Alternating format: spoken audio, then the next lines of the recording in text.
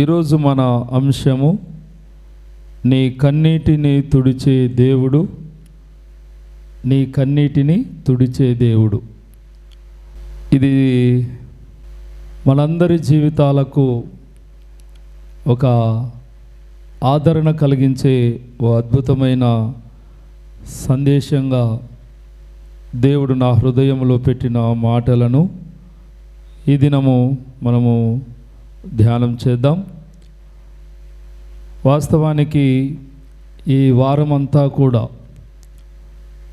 ప్రపంచ క్రైస్తవ లోకమంతా కూడా కన్నీటితో దుఃఖముతో బాధపడిన సందర్భాలున్నాయి. ఇర్మియా గ్రంథం 9వ అధ్యాయము 1వ వచనములో, నా జనులలో హతమైన వారిని గూర్చి నేను దివారాత్రము కన్నీరు విడుచున్నట్లు నా తల జలమయముగాను నా కన్ను కన్నీళ్ళ ఊటగాను ఉండునుగాక అని ఇక్కడ ప్రవక్త అయినటువంటి ఇర్మియా చెబుతున్నటువంటి మాట ఏంటంటే, నా జనులలో హతులైన వారిని గూర్చి నేను దివారాత్రము కన్నీరు విడుచున్నట్లు నా తల జలమయముగాను నా కన్ను కన్నీళ్ళ ఊటగాను ఉండునుగాక అంటున్నాడు. ఇక్కడ ఇజ్రాయేలు ప్రజలను గూర్చి,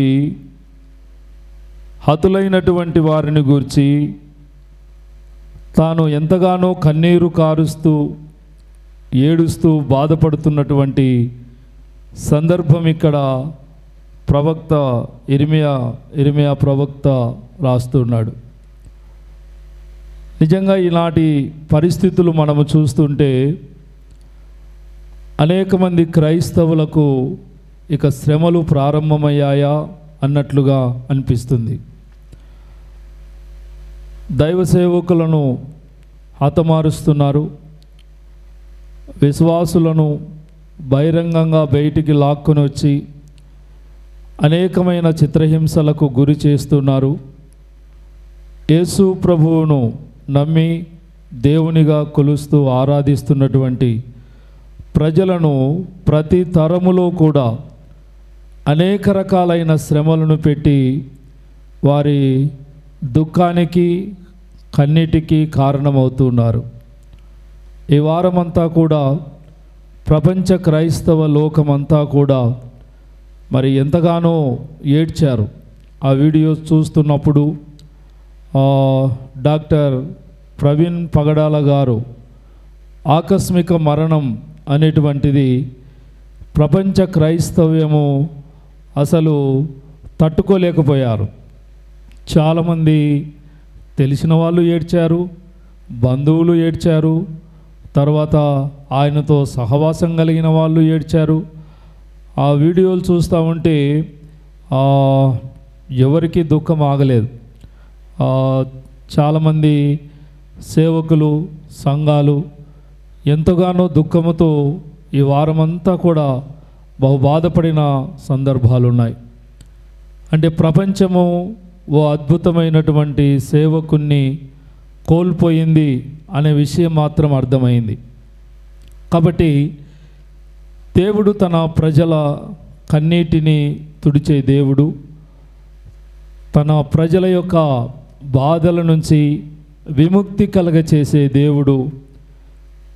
ఇర్మియా ప్రవక్త ఇక్కడ రాస్తున్న మాట ఏంటంటే, నా జనులలో హతులైన వారిని గూర్చి నేను దివారాత్రములు కన్నీళ్లు విడుచుచున్నాను అంటున్నాడు.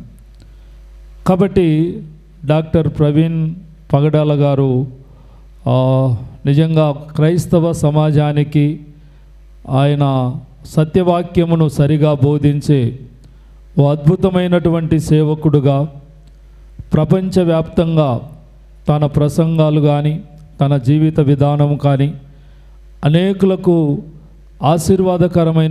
ఆశీర్వాదకరంగా జీవించినటువంటి వ్యక్తి ఆయన పాత వీడియోలు కానీ కొత్త వీడియోలు కానీ ఆయన డిబేట్స్ కానీ క్రైస్తవుల మధ్యలో ఉండే భేదాభిప్రాయాలను వివరించి చెప్పడంలో కానీ సమస్యల్లో ఉన్నవారిని జతపరచడంలో కానీ ఎన్నో డిబేట్స్ హిందువులతో ముస్లింలతో క్రైస్తవ సిద్ధాంతాల మధ్యలో ఆయన చేసినటువంటి సేవ చాలా అమోఘమైనటువంటిది. కాబట్టి ఆయన మరణం ఎవరు కూడా జీర్ణించుకోలేకపోయారు. ఆయన మరణించాడా లేదా ఎవరైనా హత్య చేశారా అన్న సంగతిలో ప్రభుత్వం ఇంతవరకు ఏమీ తేల్చి చెప్పలేకపోయింది. డిపార్ట్మెంట్ వాళ్ళు కూడా ఏమి ఇంకా పరిశీలనలోనే ఉన్నారు. ఏదేమైనా ఓ అద్భుతమైనటువంటి దైవ సేవకుని మనము కోల్పోయినందుకు క్రైస్తవ హృదయాలు దుఃఖముతో శోకముతో ఆయన కుటుంబ ఆదరణ కొరకు ప్రార్థించిన సేవకులు ఎందరో.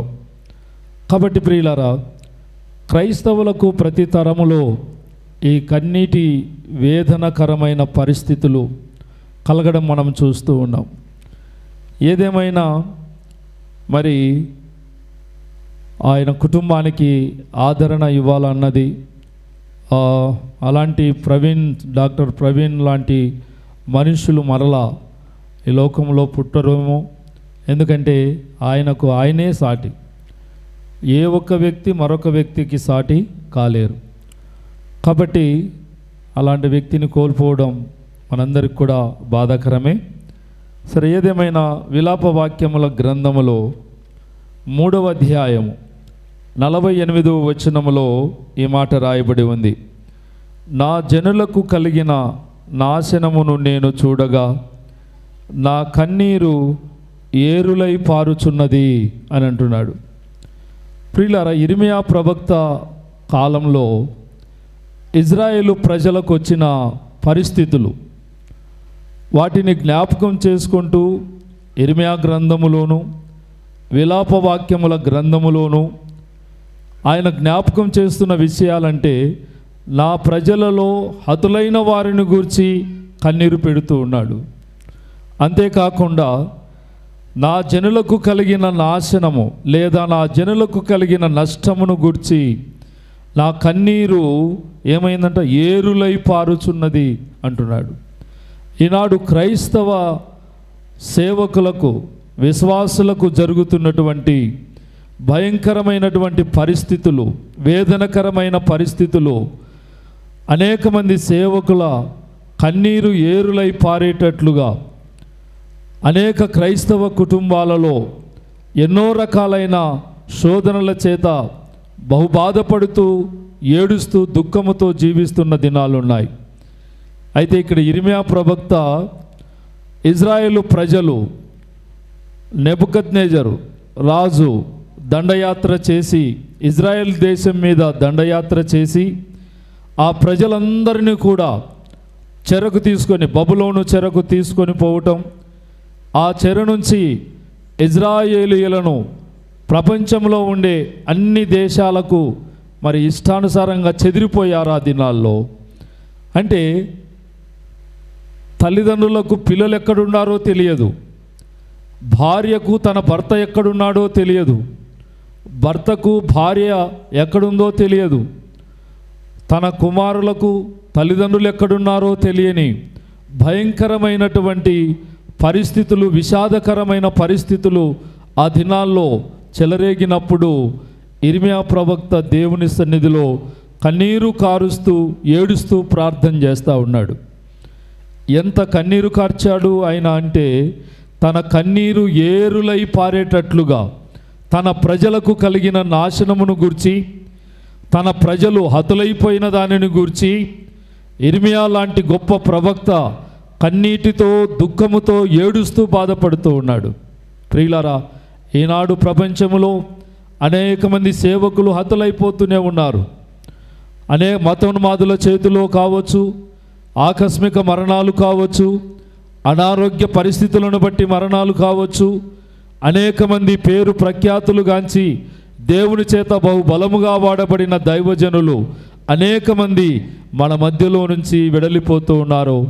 తీరని దుఃఖాన్ని, శోకాన్ని ఈ ప్రపంచానికి మిగిల్చి వెళ్ళిపోతున్నారు. అయితే వారి కుటుంబాల కొరకు దేవుని సన్నిధిలో ఎంతగానో ప్రార్థించాల్సినటువంటి బాధ్యత మన మీద ఉంది అని ఇక్కడ ఇర్మియా ప్రవక్త తన మాటల ద్వారా జ్ఞాపకం చేస్తూ ఉన్నాడు.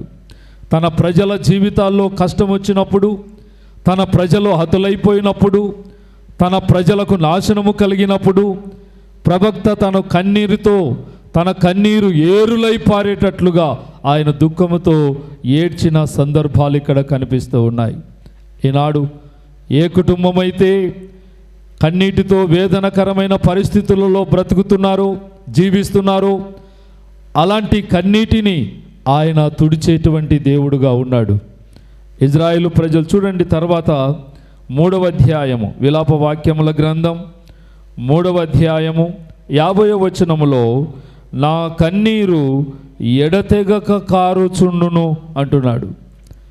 అంటే తన ప్రజలకు జరిగిన పరిస్థితులను బట్టి ప్రవక్త చెబుతున్నటువంటి మాట, నా కన్నీరు ఎడతెగక కారుతూ ఉంది. అంటే ఆ దుఃఖము ఇక ఆగటం లేదు. తన ప్రజలు హతులైపోవటము, తన ప్రజలకు నాశనము కలగటము, దుష్టుడు ఎంతగానో క్రైస్తవ కుటుంబాల మీద, సేవకుల మీద పడి దుష్టుడు చేస్తున్నటువంటి ఈ క్రియలను బట్టి ప్రవక్తలకు, సేవకులకు, విశ్వాసులకు ఈ కన్నీటి వేదన అనేది తప్పటం లేదు. అయితే ప్రియులారా, ఎంతగా కన్నీరు కార్చుతారో, ఎంతగా మనము దేవుని ప్రజల కొరకు ప్రార్థన చేస్తామో, దేవుడు మన కన్నీటిని తుడిచి ఏం చేస్తాడు? కన్నీటిని తుడిచి నాట్యముగా మార్చే దేవుడు మన దేవుడు. దేవునికి స్తోత్రం, హల్లెలూయా. చూడండి, విలాప వాక్యముల గ్రంథములోని 3వ అధ్యాయము 29వ వచనం చూడండి. నిరీక్షణాధారము కలుగునేమో అని అతడు బూడిదలో మూతి పెట్టుకొనవలెను. ఏ కుటుంబానికైతే కన్నీరుందో, ఏ సమాజానికి, సేవకులకు, విశ్వాసులకు శ్రమలు, శోధనలు సంభవిస్తూ ఉన్నాయో, అలాంటి పరిస్థితులలో మనము దిగజారిపోకుండా, మనము కృంగిపోకుండా, మనము బలహీనులము కాకుండా, ఇక్కడ ఇర్మియా ప్రవక్త చెప్పినటువంటి ఈ మాట 29వ వచనం, నిరీక్షణాధారము కలుగునేమో అని అతడు బూడిదలో మూతి పెట్టుకొనవలెను అని ఇక్కడ జ్ఞాపకం చేస్తూ ఉన్నాడు. అంటే ఇజ్రాయేలు ప్రజలు చెల్లాచెదురైపోయారు, చెరకు కొనిపోబడ్డారు. భయంకరమైనటువంటి పరిస్థితులు ఇజ్రాయేలు రాజ్యంలో పరిస్థితులు కనిపిస్తూ ఉన్నాయి. ఆ భయంకరమైన, వేదనకరమైన పరిస్థితులు తనకు దుఃఖాన్ని, కన్నీటిని మిగిల్చాయి. రాత్రింబగళ్ళు కన్నీరు ఏరులై పారేటట్లుగా తన దుఃఖాన్ని సలుపుతూ ఉన్నాడు. అయితే ఆయన చెప్పిన ఒకే ఒక మాట ఏంటంటే, నిరీక్షణాధారము కలుగునేమో అని అతడు బూడిదలో మూతి పెట్టుకొనవలెను అంటున్నాడు. నిరీక్షణాధారం ఏమైనా దొరుకుతుందేమో, మన దేవుడు మౌనంగా ఉన్నాడు అని విస్తారమైనటువంటి దోషముల చేత దైవ సేవకులను, క్రైస్తవుల మీద దాడులు చేస్తూ హింసిస్తున్నటువంటి వారిని ఏం చేయాలి? డాక్టర్ ప్రవీణ్ పగడాల గారి మిస్సెస్, ఆమె మరణము తర్వాత చెప్పిన మాట ఏంటంటే, ఎవరైతే దీనికి కారకులయ్యారో వారిని క్షమిస్తున్నాను అని చెప్పింది. నిజంగా తన భర్తను కోల్పోయి పుట్టెడు దుఃఖముతో బాధపడుతున్నటువంటి ఆమె ఈ సాక్ష్యం చెప్పడం అనేటువంటిది ఒక నిజమైన క్రైస్తవ్యాన్ని చాటు చెప్పుకునే ఓ అద్భుతమైనటువంటి సాక్ష్యం అది. దేవునికి స్తోత్రం, హల్లెలూయా. కాబట్టి ఇజ్రాయేలు ప్రజలు చెల్లాచెదురైపోయి ఆయా ప్రాంతాలకు చెదిరిపోయినప్పుడు, ఆయా ప్రాంతాల్లో వారు బహువేదనకరమైన పరిస్థితులు అనుభవిస్తున్నప్పుడు ప్రవక్త చేసిన ప్రార్థన నిరీక్షణకు ఆధారమైన దేవుని మీద ఆధారపడి ప్రార్థన చేయటానికి సిద్ధ మనసు కలిగి ఉన్నాడు. దేవునికి స్తోత్రం, బూడిదలో మూతి పెట్టుకొని అంటే అర్థం ఏంటంటే బూడిద దగ్గర పోయి ముఖం పెట్టి మూతిని అక్కడ పెట్టడం అని కాదు. పాత నిబంధన భక్తులు వారికి శ్రమ సంభవించినప్పుడు, శోధనలు ఎదురైనప్పుడు, బాధాకరమైన పరిస్థితులు కలిగినప్పుడు, తన జనులలో ఎవరైనా హతులైపోయినప్పుడు, తన జనులు శత్రువుల చేతికి చిక్కుబడినప్పుడు, తన చుట్టూ ఉండేటువంటి వారి వలన నాశనము బాధ కలిగినప్పుడు దేవుని ప్రజలు చేసే పని ఏంటంటే, ప్రవక్తలు చేసిన పని వారు బూడిదలో కూర్చుండి ఉపవాసం ఉండి ప్రార్థన చేయటము అలవాటు చేసుకున్నారు. దేవునికి స్తోత్రం. ఏం చేయాలి? ప్రవక్త మనకు నేర్పుతున్నటువంటి పాఠం ఏంటంటే, ఏ కుటుంబములో అయితే కష్టం వచ్చిందో, ఏ కుటుంబం అయితే వేదనకరమైన పరిస్థితుల్లో ఉన్నారో, ఏ కుటుంబం అయితే కన్నీటికి దుఃఖానికి కన్నీటితో దుఃఖముతో బాధపడుతున్నారో, ఏ వ్యక్తి అయితే తన జీవితంలో సర్వమును కోల్పోయి దేవుని చేత ఆశీర్వదించబడి, దేవుని చేత దీవించబడి, దేవుని చేత హెచ్చించబడి, అయ్యో నా జీవితం ఎందుకు ఇలా తయారైపోయింది, నా జీవితంలో ఎందుకు ఇలాంటి పరిస్థితులు జరిగాయి, నా జీవితం ఎందుకు ఇంత క్లిష్టమైన పరిస్థితుల్లో వచ్చాయి అని ఏ కుటుంబం అయితే బాధపడుతున్నారో ఆ కుటుంబాలకు దేవుడు చెబుతున్న మాట ఏంటంటే, నిరీక్షణకు ఆధారమైన దేవుని మీదనే ఆధారపడి ఆయన సన్నిధిలో ఉపవాస ప్రార్థనలు చేయటమే. బూడిదలో కూర్చోవటం అంటే పోయి ఊరికి బూడిదలో కూర్చునేది కాదు.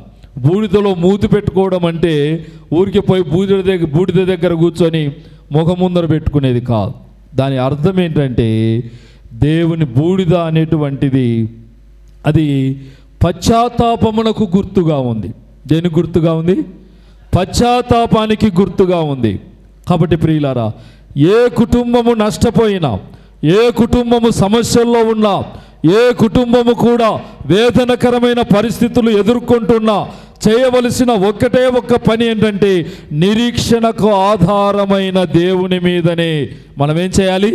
గురి పెట్టుకొని ఉపవాస ప్రార్థనలు చేయాలి.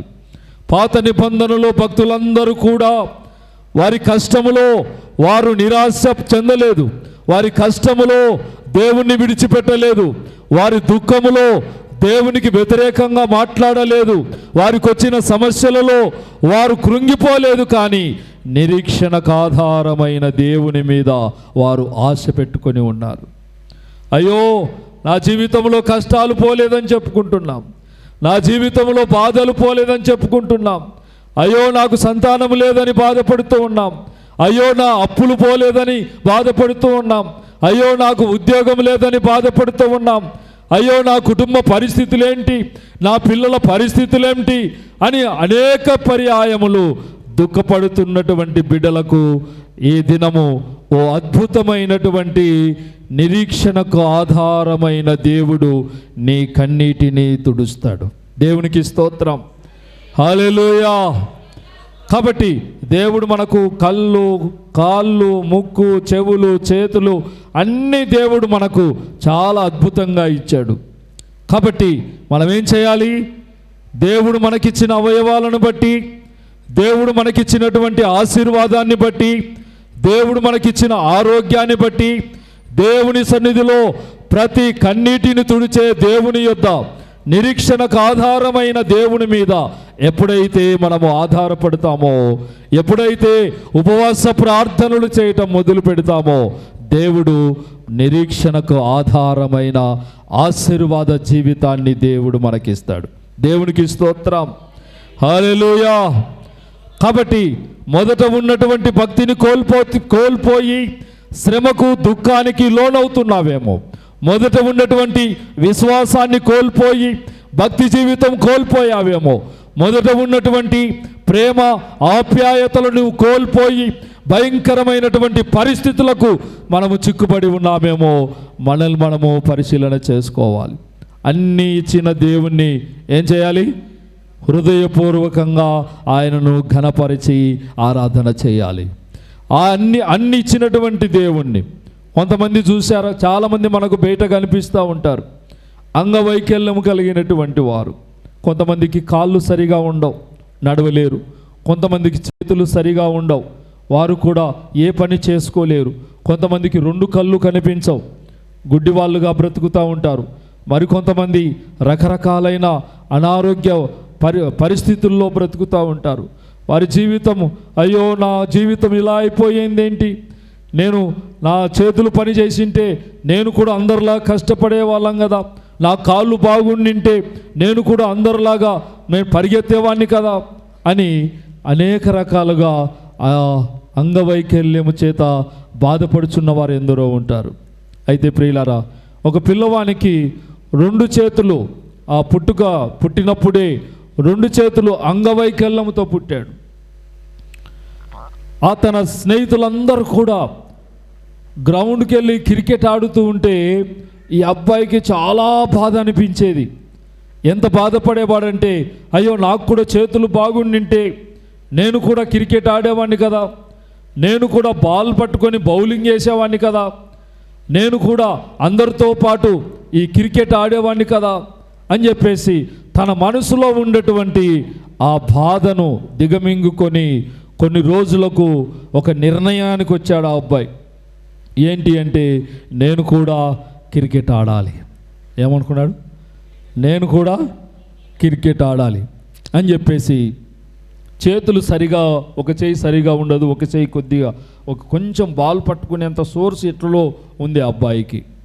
అయితే ఆ అబ్బాయి ఆ క్రికెట్ బాల్ వేసేటువంటిది క్రికెట్ గ్రౌండ్కు వెళ్ళకముందే ఇంటి దగ్గరనే ఆ బాల్ పట్టుకొని బౌలింగ్ వేసేది నేర్చుకున్నాడు.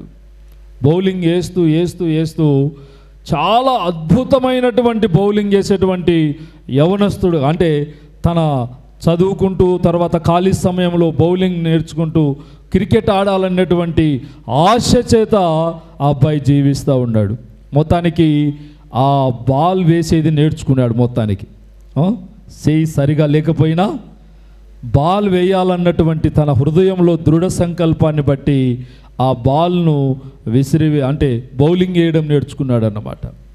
ఇక ఆ అబ్బాయికి ఉన్నటువంటి ఆసక్తి, ఆ అబ్బాయి బాల్ వేస్తున్నప్పుడు తర్వాత క్రికెట్ ఆడుతున్నప్పుడు కొంతమంది వీడియో తీశారు. వీడియో తీసి అది సోషల్ మీడియాలో పెట్టారు.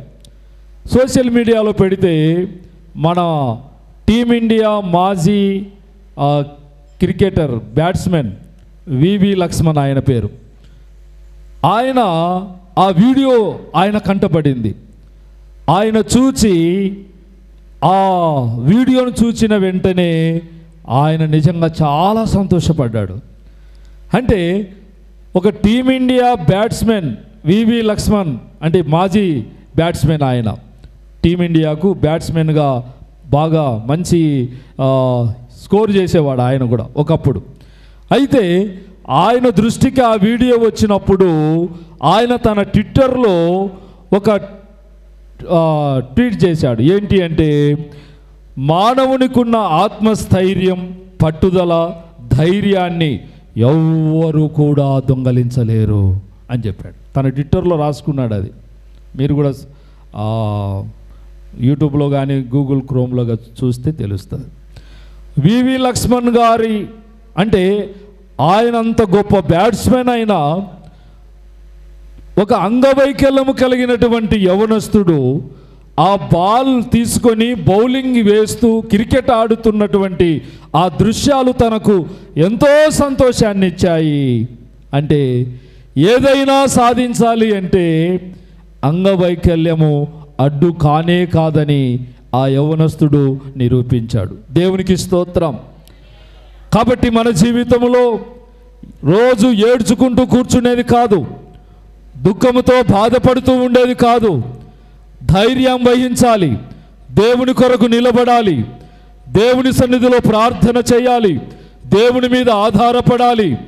నా పరిస్థితులను, నా కన్నీటిని తుడిచే దేవుడవు నీవే అని దేవుని మీద ఎప్పుడైతే మనము ఆధారపడతామో దేవుడు నీ హృదయాభిలాషను తీర్చి నీ కోరికను సంతృప్తిపరిచి నీ జీవితాన్ని ఆశీర్వాదకరంగా మార్చగలిగిన దేవుడు ఆయన. దేవునికి స్తోత్రం. కాబట్టి ఇజ్రాయిల్ ప్రజలు ఇప్పుడు పరిస్థితి ఎలా ఉంది అంటే, ఇజ్రాయిల్ దేశంలోనికి బబులోను రాజు చొరబడి వారందరిని చెరకు తీసుకొని పోయారు. ఇజ్రాయిల్ ప్రజల పరిస్థితులు దుఃఖకరంగా, బాధకరంగా ఉన్నాయి. మోడుబారిన పరిస్థితుల్లోనికి వారు వెళ్ళిపోయారు. ఇక మనము ఎప్పుడు బాగుపడతామో, ఎప్పుడు మన జీవితాలు సంతోషంగా ఉంటాయో, ఇంకా ఎప్పుడు మన జీవితాల్లో ఆశీర్వాదాన్ని పొందుకుంటామో అని చెప్పేసి ఇజ్రాయేలు ప్రజల జీవితాలు దుఃఖమయంలోనికి నెట్టివేయబడ్డాయి. చూడండి, విలాప వాక్యములు 3వ అధ్యాయము 31వ వచనంలో అక్కడ రాయబడిన మాట చూడండి. ప్రభువు సర్వకాలము విడనాడడు అని రాస్తుంది. ప్రభువు సర్వకాలము విడిచిపెట్టే దేవుడు కాదు. ఈరోజు నీకు కష్టం ఉండొచ్చు, ఈరోజు నువ్వు దుఃఖంతో ఉండొచ్చు, ఈరోజు నీవు అవమానంతో నువ్వు జీవిస్తూ ఉండొచ్చు, ఈరోజు నీ జీవితంలో అసలు భయంకరమైన పరిస్థితులు దొర్లిపోయాయేమో. కానీ ఇక్కడ ఇర్మియా ప్రవక్త రాస్తున్నాడు, ప్రభువు సర్వకాలము విడిచిపెట్టే దేవుడు కాదు. ఆయన నిన్ను విడనాడడు. నీ పట్ల దేవుడు గొప్ప కార్యం చేయబోతూ ఉన్నాడు. నీ పట్ల దేవుడు అద్భుతాన్ని జరిగించబోతున్నాడు. నీ పట్ల దేవుని కార్యాలు నీవు అనుభవించబోతూ ఉన్నావు. నీ దుఃఖము ఆశీర్వాదకరంగా దేవుడు మార్చగలడు అనే ఒక నిరీక్షణకు ఆధారమైన దేవుని యందు ఉపవాసముండి ప్రార్థన చేస్తున్నారు. ఎట్లా ప్రార్థన చేశాడంట ఆయన అంటే, చూడండి, అతడు బూడిదలో మూతి పెట్టుకొనవలెను అని రాయబడి ఉంది. 29వ వచనం, నిరీక్షణ ఆధారము కలుగునేమో అని అతడు బూడిదలో మూతి పెట్టుకొనవలెనంట. బూడిద అనేటువంటిది పశ్చాత్తాపానికి గుర్తుగా ఉంది. ఏ వ్యక్తి అయితే తన జీవితంలో జరిగిన పొరపాట్ల విషయములో పశ్చాత్తాపపడి దేవుని సన్నిధికి వచ్చి మొరపెడతారో వారి మొర దేవుడు విని, వారు పశ్చాత్తాపాన్ని దేవుడు చూచి, వారి జీవితంలో జరిగిపోయిన పరిస్థితులు వారి కన్నీటిని తుడిచి ఆశీర్వాదం వైపు నడిపించే దేవుడు ఆయన మన మధ్యలో ఉన్నాడు. దేవునికి స్తోత్రం. హల్లెలూయా, హల్లెలూయా. కాబట్టి ప్రియులారా, దేవుని ప్రజల మీదికి ఇజ్రాయేలుల కాలం నుంచి శత్రువులు తరుముతూనే ఉన్నారు. ఈరోజు వరకు కూడా దైవ సేవకులను అనేక మంది తరుముతూనే ఉన్నారు. ఎక్కడ దొరికితే అక్కడ చంపాలని ప్రయత్నాలు చేస్తూ ఉన్నారు. క్రైస్తవులను హింసించాలని ప్లాన్లు వేస్తున్నారు. అనేక మందిని పొట్టన పెట్టుకోవటానికి విశ్వ ప్రయత్నాలు చేస్తూనే ఉన్నారు.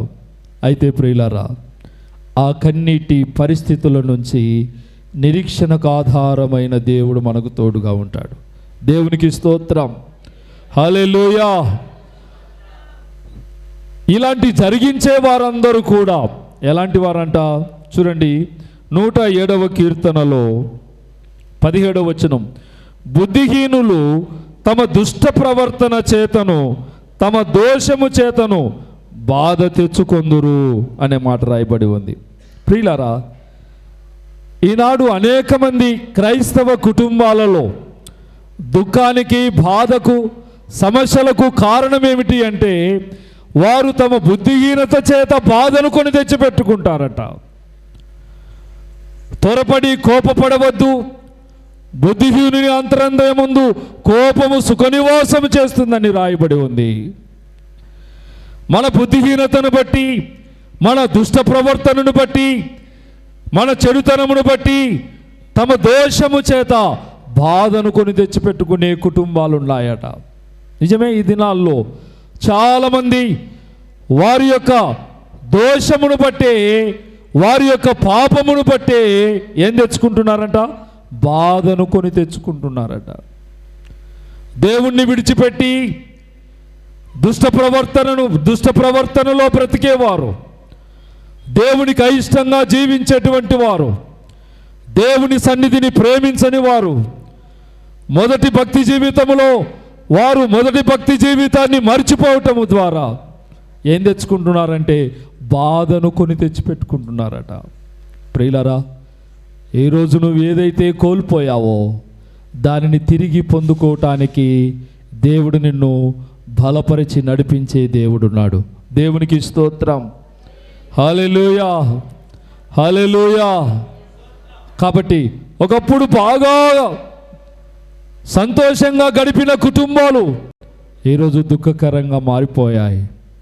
ప్రియులారా, ఒక గ్రామంలో భార్యాభర్తలు ఇద్దరు కూడా ఎంత మంచి భక్తిపరులు అంటే ఇద్దరు కూడా చాలా దైవభక్తి కలిగిన వాళ్ళు.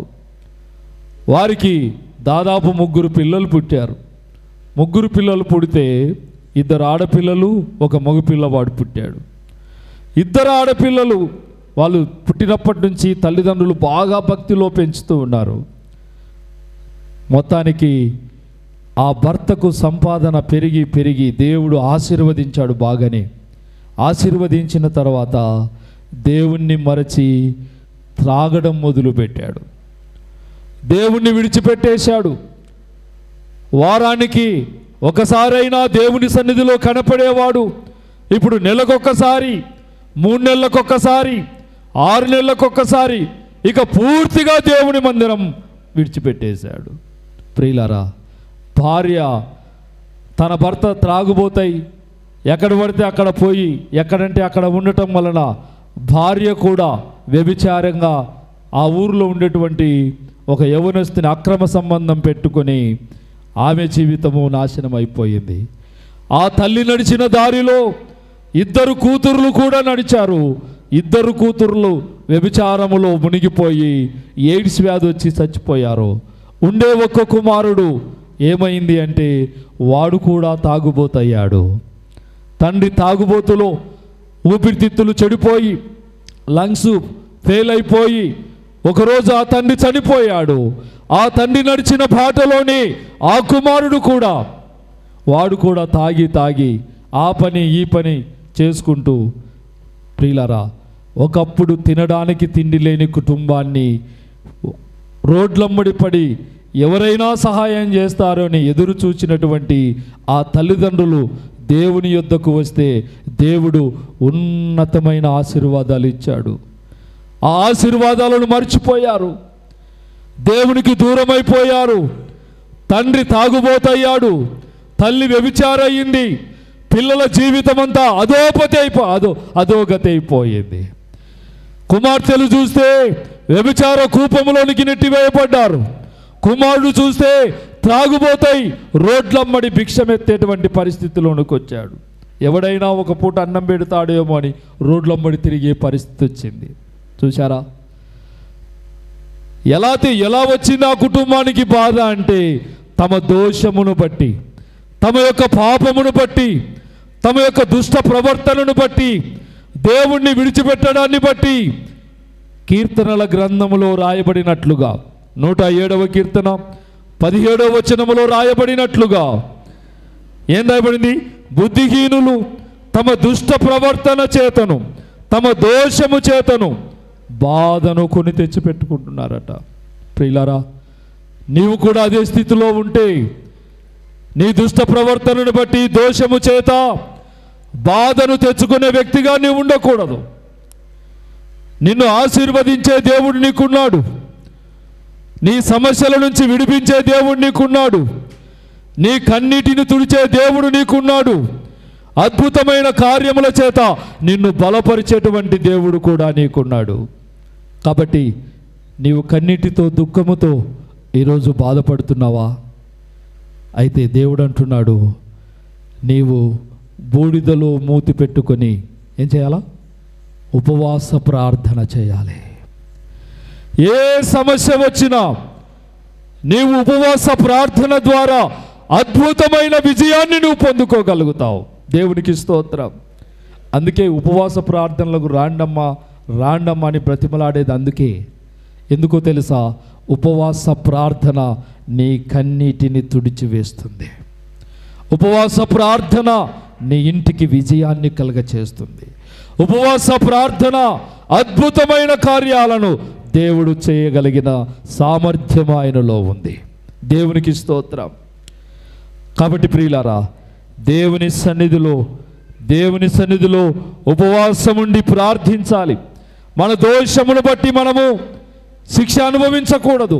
మన పాపమును బట్టి మన కుటుంబాలు నాశనం కావటానికి వీల్లేదు. ఒకరోజు దేవుడు యోనాకు ప్రత్యక్షమయ్యాడు. ఎవరికి ప్రత్యక్షమయ్యాడు? యోనాకు ప్రత్యక్షమయ్యాడు. యోనా, నినివే పట్టణస్థుల దోషం నా దృష్టికి ఘోరముగా ఉంది, దానికి దుర్గతి కలుగునని ప్రకటించు, వెళ్ళు అని చెప్పాడు. ప్రియులారా, మొత్తానికి యోనా అటుబడి ఇటుబడి తర్షీసుకు పారిపోతూ దేవుని చేతుల నుండి తప్పించబడి వెళ్తుంటే దేవుడు మరలా తుఫాను రేపి మరలా యోనాను పట్టుకొచ్చి నినివే పట్టణములో ఒక రోజంతా సువార్త చెప్పాడు. ఒకరోజు అది యాక్చువల్గా 3 రోజులు దేవుడు చెప్పమన్నాడు. 3 దినములంత ప్రయాణం. యోనా ఒక దినము ఆ నినివే పట్టణమంతా కూడా ఒక దినము కాలినడకతో నడుస్తూ, ఓ నినివే పట్టణస్థులారా, మీరు చేసినటువంటి పాపం, మీరు చేసినటువంటి దోషం, దేవుడు మీ పట్టణాన్ని చూచినప్పుడు మీ పట్టణపు యొక్క పాపపు స్థితులు దేవుణ్ణి బహుగా బాధపెట్టాయి. మీ దోషము దేవుని దృష్టికి బహుఘోరంగా కనిపిస్తూ ఉంది.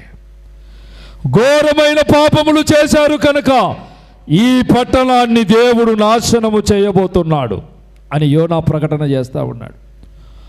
యోనా నినివే పట్టణములో సువార్తను ప్రకటిస్తున్నాడు. ఒక రోజంతా నడిచి నడిచి, ఓ నినివే పట్టణస్థులారా, మీ పాపమును బట్టి దేవుడు మిమ్మల్ని శిక్షించబోతున్నాడు, మీ దోషమును బట్టి మీ పట్టణానికి నాశనము కలగబోతోంది అని సువార్త ప్రకటించాడు నినివేలో యోనా ప్రవక్త. యోనా సువార్త ప్రకటించినప్పుడు ఆ నినివే పట్టణంలో ఉన్నటువంటి ప్రజలందరూ కూడా తమ వస్త్రాలను తీసివేసి గోనెపట్ట కట్టుకొని ఉపవాసముండి దేవుని సన్నిధిలో వారు ప్రార్థన చేస్తున్నారు. ఆ మాట ఈ మాట ఒకరికొకరు మాట్లాడుకొని సృష్టికర్త అయినటువంటి దేవుడు నినివే పట్టణస్థుల దోషాన్ని చూచాడు. ఈ పట్టణాన్ని నాశనం చేయబోతున్నాడు, ఈ పట్టణానికి దుర్గతి కలగబోతుంది. ఓ ప్రజలారా, అందరూ కూడా ఉపవాసం ఉండండి అని అందరూ ఉపవాసం గోనెపట్ట కట్టుకొని ఉపవాసం ఉన్నారు. అలా ఉపవాసం ఉన్నప్పుడు ఆ మాట ఈ మాట వెళ్ళి రాజు వరకు వర్తమానం పోయింది. ఓ రాజా, దేవుడు ఈ పట్టణాన్ని నాశనం చేయబోతున్నాడట, నినివే పట్టణంలో పాపం పెరిగిపోయిందంట, నినివే ప్రజల యొక్క దోషము విస్తారమైపోయిందట, దేవుడు నాశనం చేయటానికి ఆయన ప్రవక్తను పంపాడు అని రాజుకు వర్తమానం అందగా రాజు ఏమాత్రం ఆలస్యము చేయకుండా, నేను రాజును కదా, నేనెందుకు ఉపవాసం ఉండాలి, నేను అందరికంటే పెద్ద, ఈ ఉన్నవారి అందరినీ నేనే పరిపాలన చేస్తున్నాను కదా, నాకంటే మించిన వాడేవాడు, దేవుడేం చేస్తానులే అని విర్రవీగలేదు రాజు వెంటనే సింహాసనం దిగి అని రాయబడింది వాక్యములో. రాజంతటి వాడు తన పట్టణానికి వచ్చినటువంటి ఆ దుర్గతిని గూర్చి, తన పట్టణమును కలగబోయే నాశనమును గూర్చి రాజు సింహాసనం మీద నుంచి దిగి వచ్చాడట. రాజవస్త్రాలు తీసేశాడు.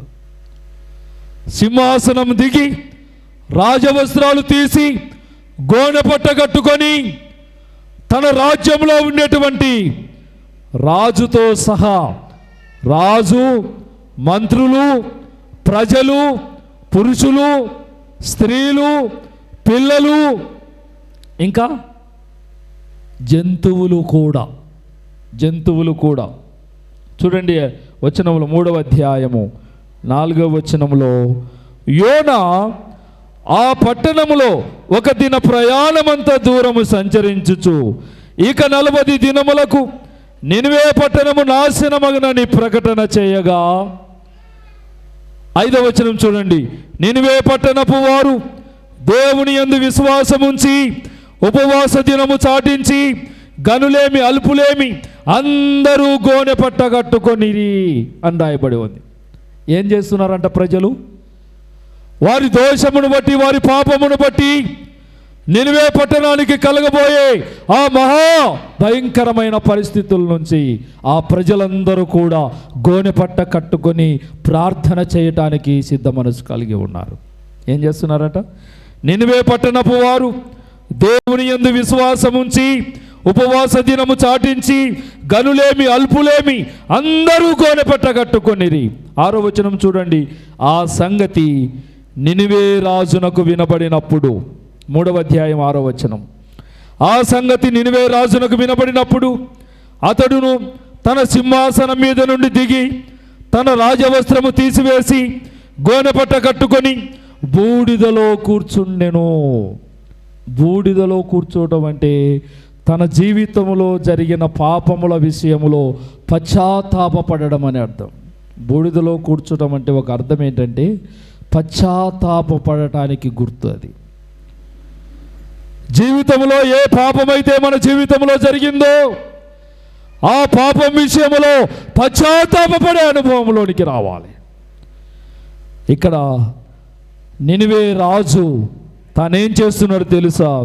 అతడు తన సింహాసనం మీద నుండి దిగి తన రాజవస్త్రములు తీసివేసి గోనెపట్ట కట్టుకొని బూడిదలో కూర్చుండెను. 7వ వచనం చూడండి. 7వ వచనం చదవండి. మరియు రాజైన తానును ఆయన మంత్రులను ఆజ్ఞ ఇయ్యగా, ఒకవేళ దేవుడు మనసు తిప్పుకొని పశ్చాత్తాప్తుడై మనము లయము కాకుండా తన కోపాగ్ని చల్లార్చుకొనును గనక మనుషులు ఏదియు పుచ్చుకొనకూడదు. ఏం చేయకూడదంట? ఉపవాస దినము ప్రకటించబడింది. మనుషులు ఏమి భోజనము చేయటానికి వీల్లేదు. తర్వాత పశువులు కానీ, ఎద్దులు కానీ, గొర్రెలు కానీ మేత మేయకూడదు, నీళ్లు త్రాగకూడదు. ఒకవేళ దేవుడు మనము బూడిదలో కూర్చొని పశ్చాత్తాప ప్రార్థన చేస్తే దేవుడు పశ్చాత్తాప్తుడై మన మీద కనికరించి మన పట్టణం మీదికి రాబోయేటువంటి ఈ భయంకరమైనటువంటి ఈ నాశనము తప్పిస్తాడేమో. దేవుడు మంచి మనసు కలిగిన వాడు కాబట్టి తప్పిస్తాడేమో. మనమందరం కూడా ఏం చేయాలి? మన వస్త్రములను తీసివేసి గోనెపట్ట కట్టుకొని బూడిదలో కూర్చుండి దేవుని సన్నిధిలో ప్రార్థన చేయాలి. ఎవరెవరు చేయాలి? రాజ్యములో ఉండే రాజు, మంత్రులు, పురుషులు, స్త్రీలు, పిల్లలు, యవనస్తులు, వృద్ధులు, అంతేకాకుండా వారితో పాటుగా పశువులు కానీ, ఎద్దులు కానీ, గొర్రెలు కానీ మేత మేయకూడదు, నీళ్లు కూడా త్రాగకుండా ఏం చేయాలి? అందరూ గోనెపట్ట కట్టుకొని బూడిదలో కూర్చుండి ప్రార్థన చేయాలి. ఇది నినివే పట్టణపు రాజు యొక్క ఆజ్ఞ. ఇది ఈ ఆజ్ఞను మీరటానికి వీల్లేదు. ఒకవేళ ఎవరైనా ఆజ్ఞను మీరితే దేవుడు ఈ పట్టణం మీదకి పంపబోయే ఆ దుర్గతి కలిగి అనేకులు ఈ పట్టణము నాశనమైపోతుందేమో. ఎందుకంటే సొదొమ గొమొర్రా పట్టణాలు ఆకాశము నుండి అగ్నిగంధకాలు కురిసి ఏ విధంగా అయితే బూడిదైపోయాయో నినివే పట్టణము కూడా అలాంటి పరిస్థితుల్లో ఉండకుండా నినివే పట్టణస్థులందరూ పశ్చాత్తాప హృదయముతో ఏం చేస్తున్నారు? గోనెపట్ట కట్టుకొని ఉపవాస ప్రార్థన చేస్తూ ఉన్నారు.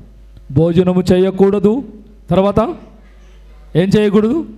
నీళ్లు కూడా తాగకూడదు. ఎవరు? మనుషులు ఒక్కటే కాదు, ఆ పట్టణంలో ఉండే గొర్రెలు, ఆ పట్టణంలో ఉండే ఎద్దులు, ఆ పట్టణంలో ఉండే పశువులు ఏమి మేత మేయకూడదు, నీళ్లు కూడా తాగకూడదు. అంటే పశువులు కూడా ఉపవాసం పెట్టాడు రాజు.